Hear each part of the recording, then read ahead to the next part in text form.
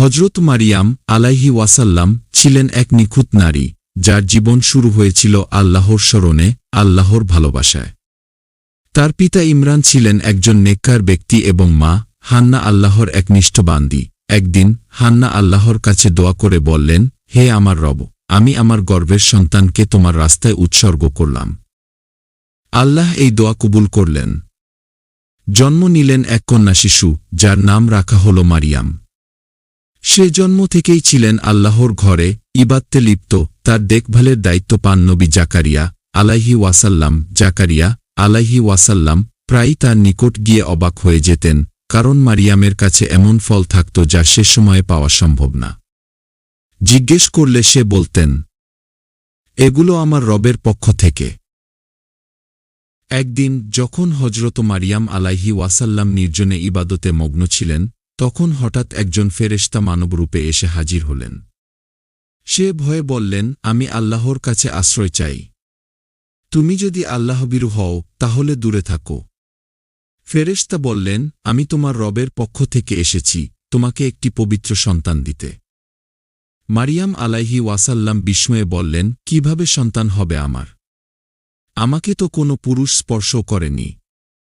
ফেরেশতা বললেন, এটা তোমার প্রভুর হুকুম।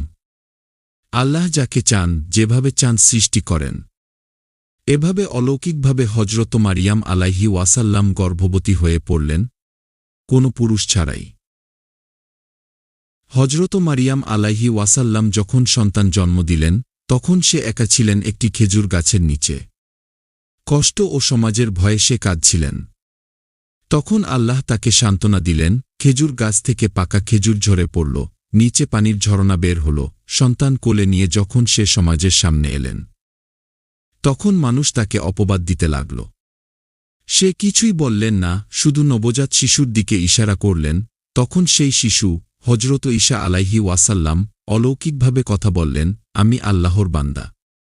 তিনি আমাকে কিতাব দান করেছেন ও নবী বানিয়েছেন। আমাকে সালাত ও জাকাত আদায়ের হুকুম দিয়েছেন এবং মায়ের প্রতি সদয় হতে বলেছেন। এই অলৌকিক ঘটনা দেখে পুরো জাতি থমকে গেল।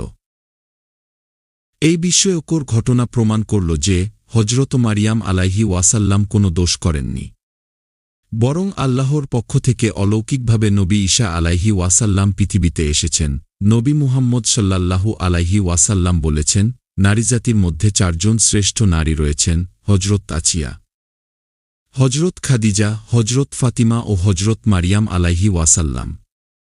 আল্লাহ কুরআনে বলেছেন, মারিয়াম ছিলেন একজন সৎ নারী, যিনি নিজেকে রক্ষা করেছিলেন, আর তার মধ্যে আমি রূহ ফুঁকে দিয়েছিলাম। হজরত মারিয়াম আলাইহি ওয়াসাল্লাম এর জীবন আমাদের শেখায় কিভাবে একজন নারী বিশ্বাস, ধৈর্য এবং সততার মাধ্যমে আল্লাহর সবচেয়ে পছন্দের বান্দী হতে পারেন। তার চরিত্র, তার সবর এবং আল্লাহর প্রতি নির্ভরতা আমাদের জন্য দৃষ্টান্ত।